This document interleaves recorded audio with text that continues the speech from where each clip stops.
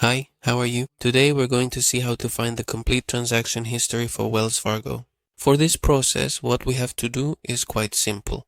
However, please keep in mind that any recent Zelle transfers you have made can be conveniently located here, specifically where it clearly indicates payments and transfers.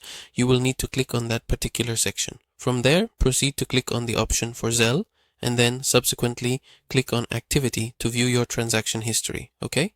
Here you can find your recent activities. But since we want the complete history, what we're going to do is go to the main menu and click on our daily account, okay? Everyday banking. We're going to click on it. And, well, what we're going to do is click this button here, which is for filtering, okay? All the transactions.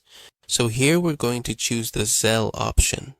We click on it, and here it filters all the transfers made through Zelle. And well, that's it. If this video helped you, please comment and subscribe.